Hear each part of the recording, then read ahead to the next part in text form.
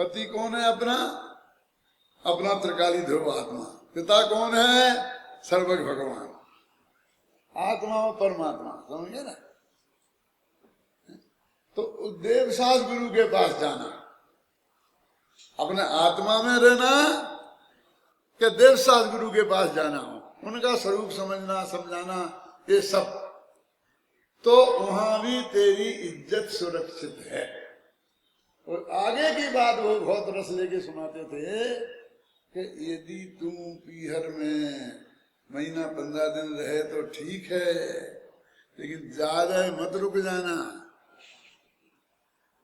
यदि उससे ज्यादा रुके तो अड़ोस पड़ोस के लोग चर्चा करने लगेंगे, क्या बात है, तलाक हो गई क्या,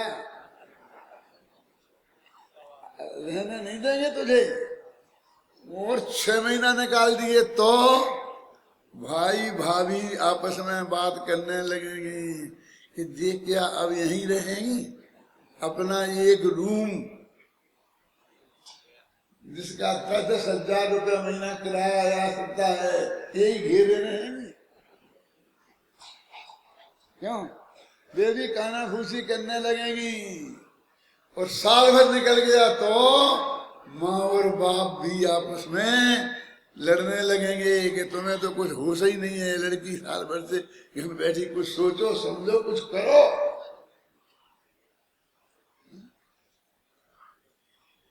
कहते थे ना बाबू भाई रस ले लेकर के, माने वहां तुम्हें शांति नहीं मिलेगी।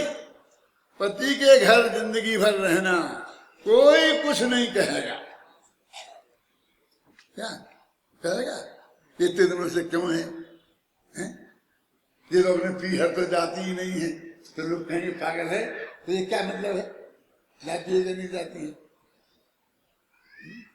शुरू में भाई लेने आता था, गांव का आदमी आता था तो कहती थी कि मैं तेरे साथ चलती हूँ पीहर।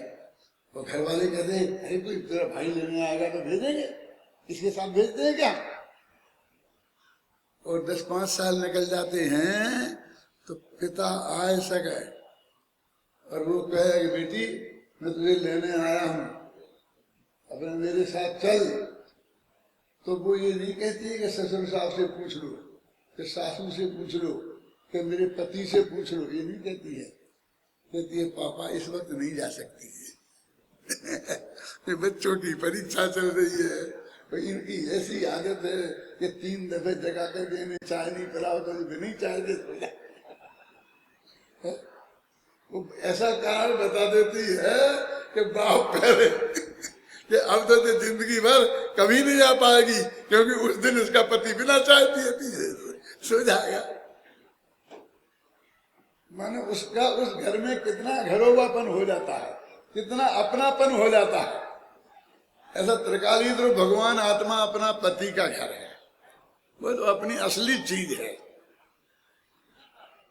ये परम सदाचार का उपदेश है कि अपने आत्मा को जानो जानो और जानो। तो सारी दुनिया को जाने के नहीं, तो गुरुदेव की भाषा में जवाब है कि सारी दुनिया जानने में आ जाएगी, जानने में आए बिना रहेगी नहीं। और उसी का नाम स्व और पर दोनों का प्रकाशन है, और उसी का नाम सर्वज्ञता है। इसमें इस उपदेश की जरूरत नहीं है कि उनको जानो। तो क्या कह रहे कि जानता नहीं है आत्मा, ये जो लोग कहते हैं हम उसका निषेध कर रहे। वो तेरे जानने में आ जाए तो मना नहीं करना, जानने जाना ये नहीं कह रहे। क्या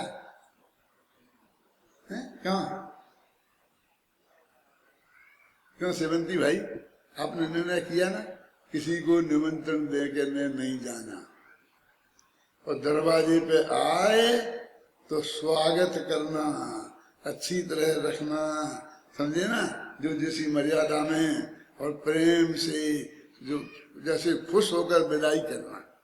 निक्की किया या नहीं किया? किसको? बस तुम जानो कि हम जाने, इससे ज्यादा की जरूरत नहीं है मुझे बताने की। पर द्रव्य जानने में आ जाए तो इनकार नहीं करना कि हमारे साथ में तो लिखा है कि नहीं जानना, हम नहीं जानेंगे तेरे को, आंख बंद करे। ऐसा स्वभाव नहीं है आत्मा का, जान लेना। क्यों?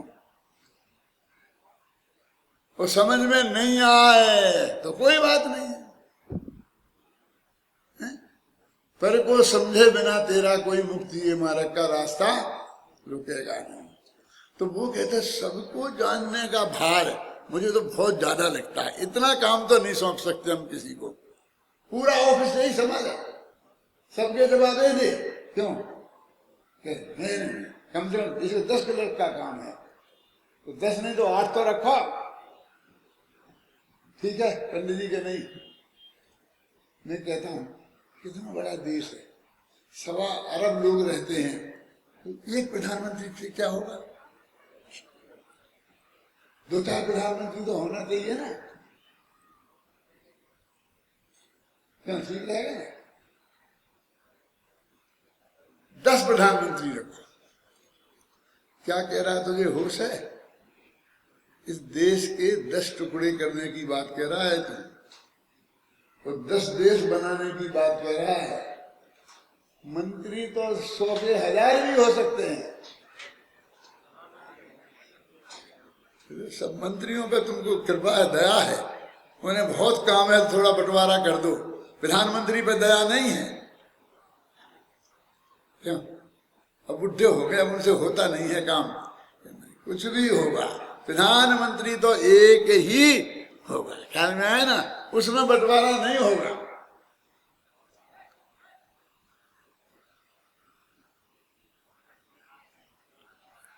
तो वो कहते हैं कि इतना बड़ा काम नहीं सौंप सकते कि भाई आत्मा में ऐसी सामर्थ्य है, उसका ये सर्वज्ञ स्वभाव है, सबको जाने, ये आत्मा का स्वभाव है। स्वभाव है माने उस पर कोई बोझा नहीं पड़ता। तुम बोझे के डर से सबको जानने का निषेध करे, ये ठीक नहीं है।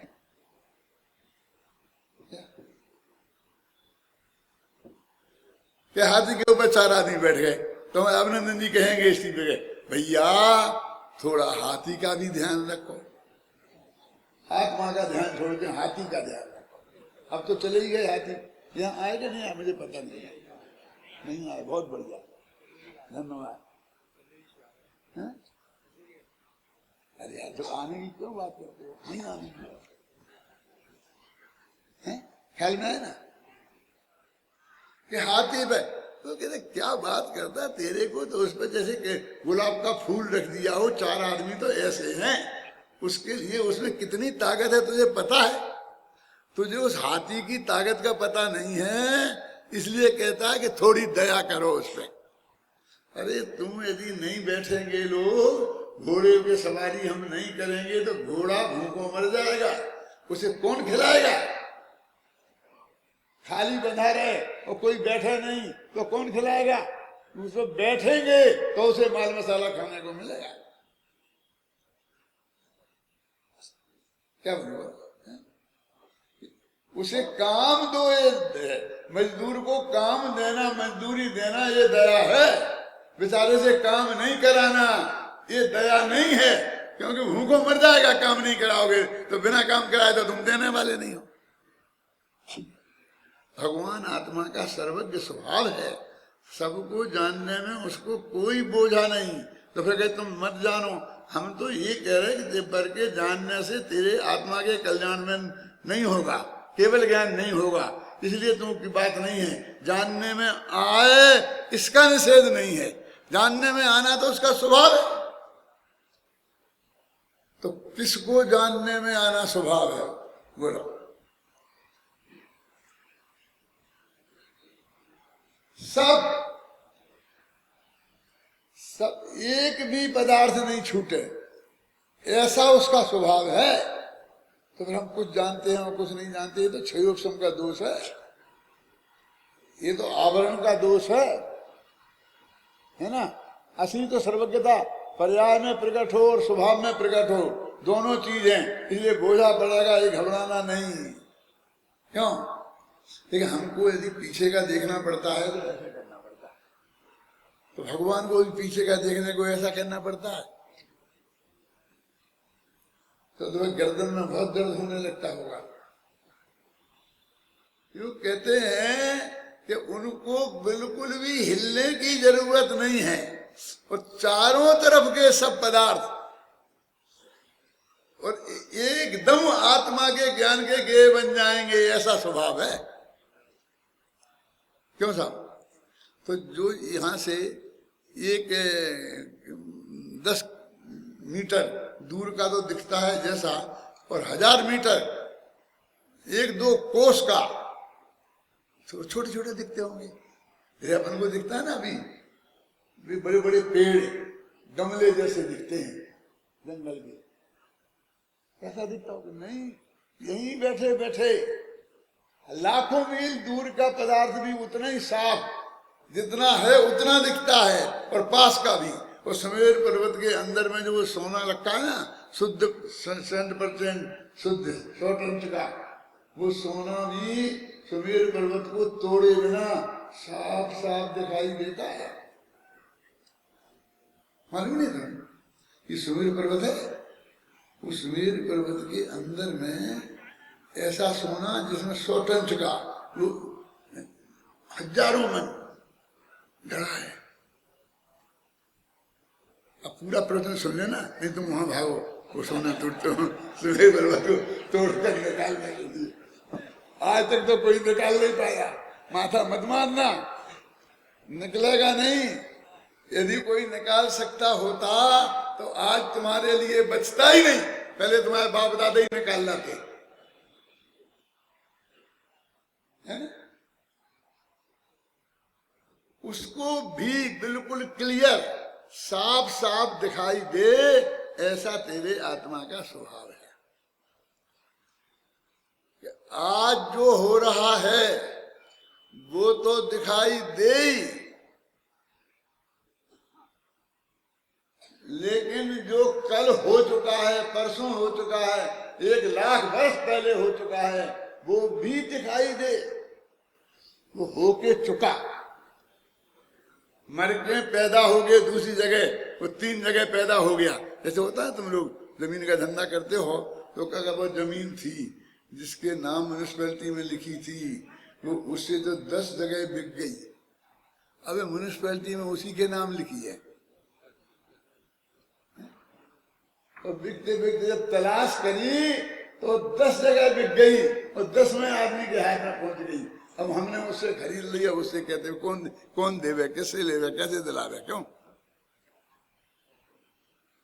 ये सारी घटनाएं जो भी हो चुका है वो सब इस समय उनके ज्ञान में मेरे को साफ दिखाई दे, स्पष्ट वर्तमान बत गाथाएं आएंगी ऐसी। ये जो मैं बात बोल रहा हूँ प्रकरण के बाहर की नहीं बोल रहा हूँ, समझे ना? ये पढ़ने का तो तुम्हारे सामने से नहीं पढ़ रहा हूँ, दिन भर पढ़ता हूँ ना, तो आध घंटा भी प्रवचन करने में वक्त पढ़ना पड़े तो पंडित काहे के फिर। और अभी जैसे अड़चन भी बहुत है, हाँ जी स्पीकर जी, इतने में हाथ तो चला नहीं सकता, मुश्किल से लड़ करके इनसे ऐसे लगवाता हूँ, नहीं तो ये तो ऐसी बंदूक से ला के टांग के रख देते हैं, अपना हाथ वहां हिले ही नहीं पाए।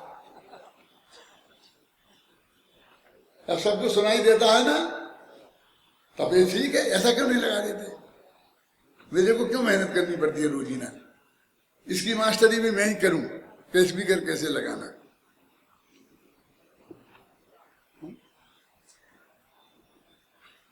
यानी वो केवल ज्ञान के स्वरूप पर विचार तो करो। आप बोल लगता है कि एक बात पे घोंटे जा रहे हैं, नहीं, ये जिंदगी भर घोंटे जाओ ऐसा सब्जेक्ट है। ये कह रहा हूं जिंदगी भर घोंटो ऐसे। सर्वज्ञता का स्वरूप ख्याल में नहीं आया तो मोक्ष मार्ग ख्याल में नहीं आएगा। ये तो पर्याय है, पर्याय तो है, लेकिन ज्ञान का ज्ञेय तो है ना। तुम्हें वही पर्याय तो प्राप्त करना है ना। अब तुम्हें उसका ही स्वरूप प्राप्त नहीं है, उनका स्वरूप तुम्हारे ख्याल में नहीं है, तो कि वो तुम्हें हो जाए केवल ज्ञान और तुम उसे रिजेक्ट कर दो। मैं ऐसा बोलता हूं कि हमको सच्चे देवसार गुरु का स्वरूप समझना चाहिए कि नहीं।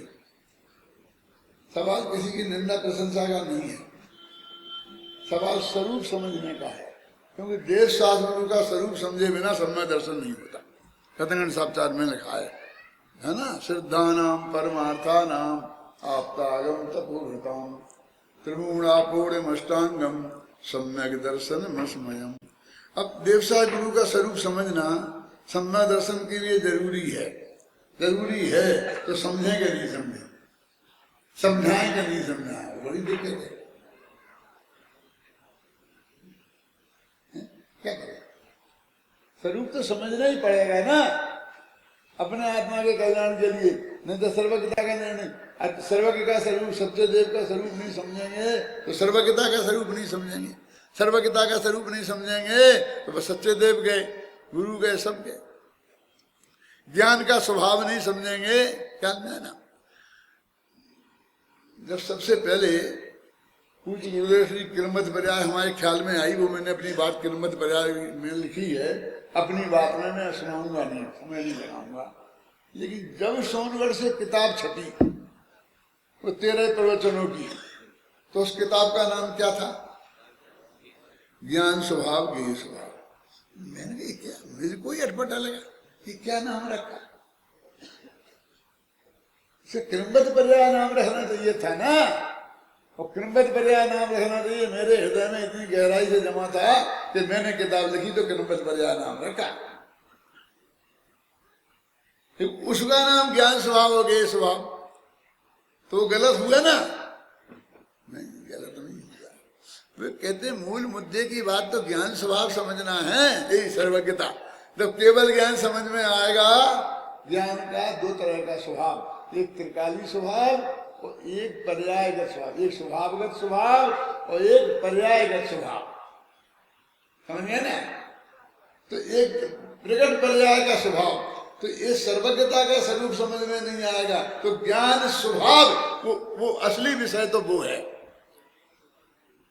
अब हमें कहेंगे ज्ञान स्वभाव समझो, ज्ञान स्वभाव, तो तुम्हें समझोगे देवशास्त्र गुरु का स्वरूप समझा रहे, देवशास्त्र गुरु की बात कर रहे। तुम्हें तो ये चाहिए किसी कमंडल वाले तुमको लाखों प्रणाम।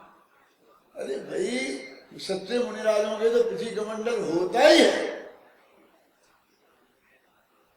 लेकिन पिछी कमंडल हैं। मुनिराज की आत्मा उनसे अलग है। जब मुनिराज के शरीर से मुनिराज की आत्मा अलग है तो पिछी कमंडल कहाँ खड़े होते हैं? उनके अंदर होने वाला स्वभाव भाव, उनसे उनका आत्मा अलग है, तो ये बाहर की चीजें कहाँ खड़ी होती हैं? उसके नहीं होने की बात कौन कहता है? लेकिन हमने तो वो ही मान लिया, इसलिए कहते हैं उसका हम स्वरूप समझें। मैं आपको सच्ची घटना सुना रहा हूं, अभी करीब 8-10 दिन से ज्यादा नहीं हुए होंगे। एक भाई ने जो मेरे से कहा कि साहब पद्म पुराण में एक कहानी आती है, ध्यान देना। तो क्या आती है कि कोई किसी की परीक्षा करने के लिए कि इसका सिद्धांत कैसा है। एक देवता लोग आए और उनने पिछी कमंडल ले लिया। पिछी कमंडल वाले महाराज आए और एक नदी के किनारे बैठकर मछलियां पकड़ने लगे। शास्त्र में लिखी, शास्त्र बताई। और एक बगल में एक औरत बैठी थी और वे पिछी कमंडल रखे थे और मछलियां पकड़ रहे थे। तो एक आदमी, एक गृहस्थ गया, धर्मात्मा गृहस्थ, उनके हिसाब से ज्ञानी गृहस्थ गया, तो पहले उन्हें नमस्कार किया और फिर कहा महाराज हाथ जोड़ के कि महाराज ये क्या है, ये आप क्या कर रहे हो? तो महाराज ने कहा कि ये मेरी पत्नी है और इसको मछली खाने की इच्छा है, इसलिए मैं मछलियां पकड़ रहा हूं। क्या मैं समझ में ना?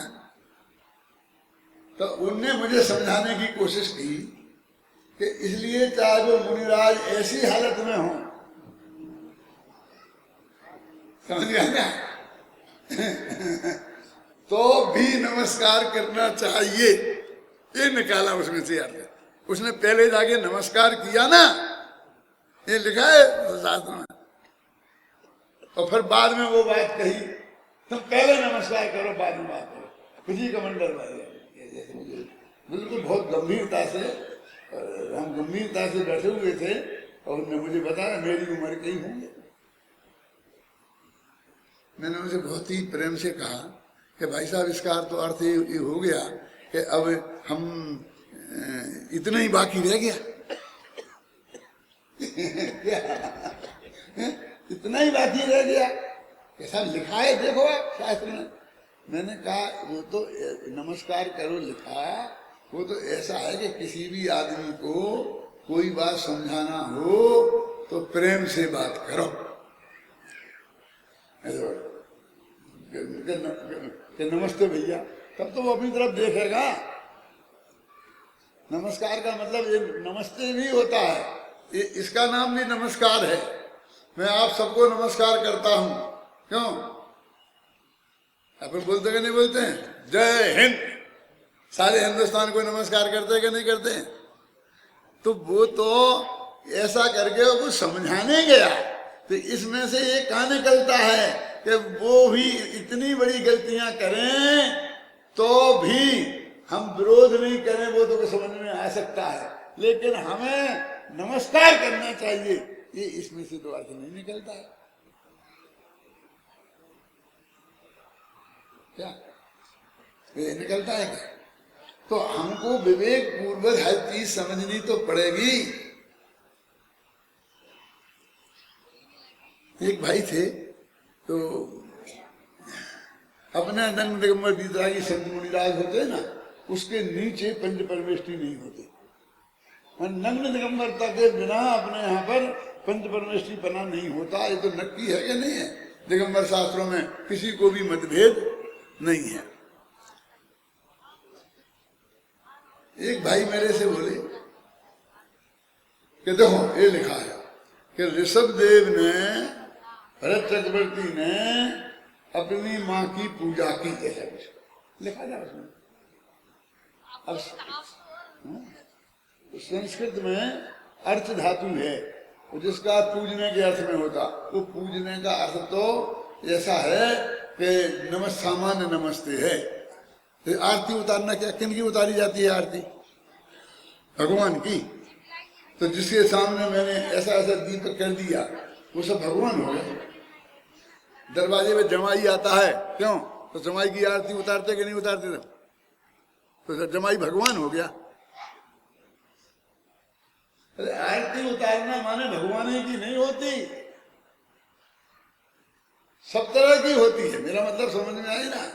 तो नमस्कार भी 50 तरह का होता है अपने हिसाब से, और वो समझाने के लिए भी समझिए ना आप ना, नमस्कार करके ही प्रेम से बात की जा सकती है।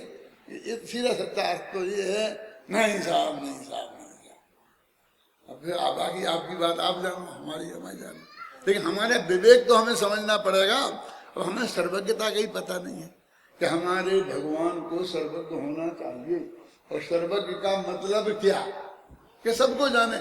ऐसा कॉमन सबको जाने से काम नहीं चलेगा। जो भविष्य में होने वाला है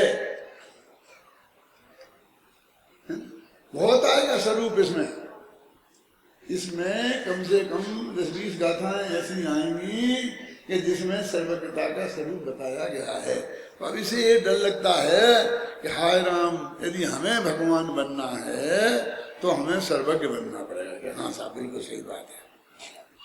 तो फिर सबको जानना पड़ेगा कि हम तो जितना जानते हैं उतने नहीं, हमारी कमर दुखने लगती है, सिर दर्द करने लगता है, माथा दुखने लगता है, फेरिडोन की गोली खाना पड़ती है।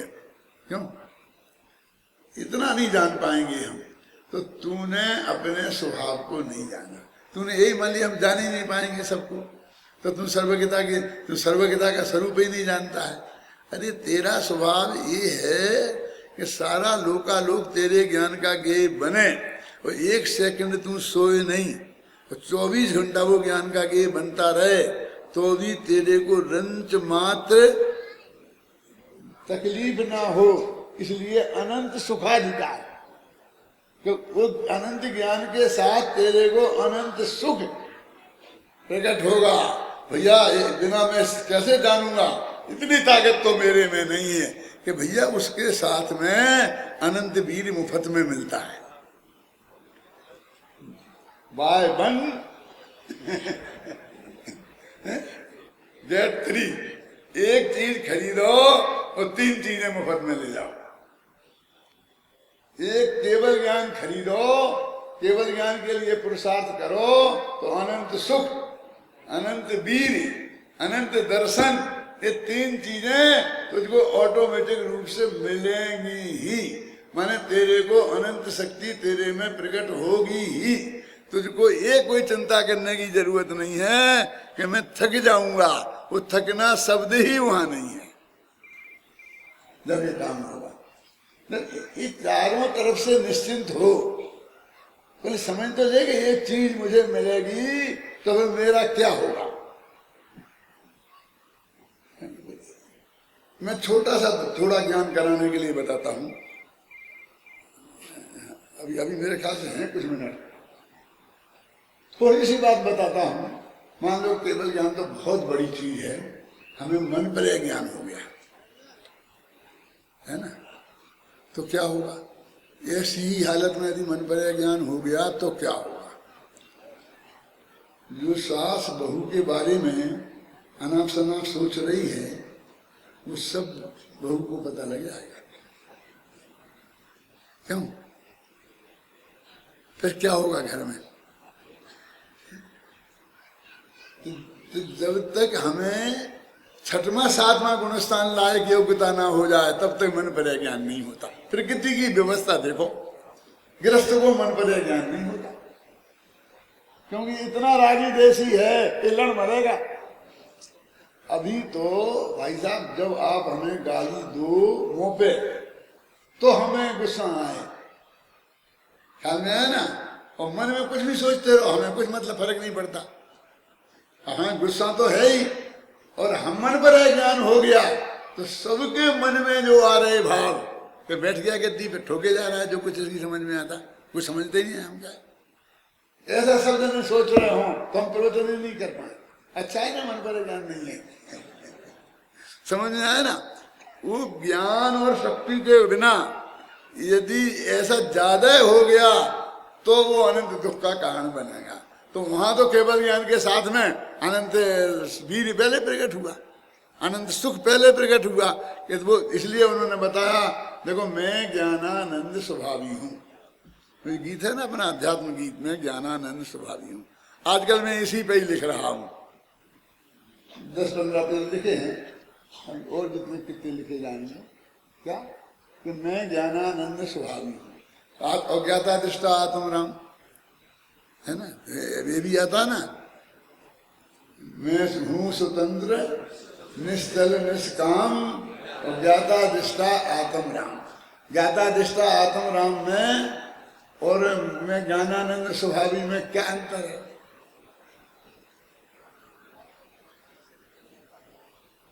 देखो वो ज्ञानानंद स्वभावी और ज्ञाता दृष्टा आत्म राम सिद्धांत का वाक्य है।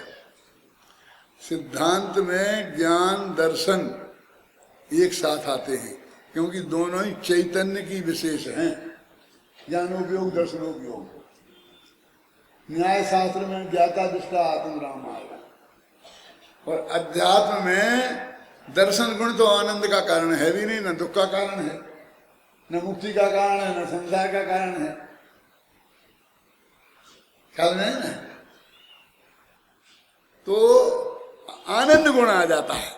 जब अध्यात्म की चर्चा होगी तो ज्ञाता दृष्टा आत्म राम में ज्ञानानंद स्वभावी हूं हो जाता है। अंतर समझ में आ गया नहीं है। वो दर्शन गुण से हमारा ज्यादा प्रयोजन नहीं है, लेकिन ज्ञान के साथ आनंद होना चाहिए। प्रवचन सार में देखो ज्ञानानंदात्मने नमः लिखा कि नहीं लिखा। जब मैंने लिखा था तब मुझे ये नहीं पढ़ा था, ध्यान में नहीं था। पढ़ा होगा तो ध्यान में नहीं था, फिर उस सहज भाव से अंदर से लिखा गया। गोदका जी कहा करते थे पंडित जी एक ऐसा गीत लिखो, एक ऐसा गीत लिखो, ज्ञाता दृष्टा आत्म राम, ऐसा ही बोलते थे वो। तो मुझे लिखें ऐसा थोड़ी मुझे आपने आप एक कह दिया और मेरे से फटाफट लिखा गया। लिखेंगे लिखेंगे लिखेंगे, महीनों निकल गए, नहीं लिखा पाया। एक जगह ऐसा हो गया, आ गया विवेक में और लिखा गया। उन्हें बताया तो वो सारी जिंदगी उसे गुनगुनाते रहे। हर सभा में जहाँ वे मौजूद होते थे वो ज्ञानानंद स्वभावी गीत गाते थे।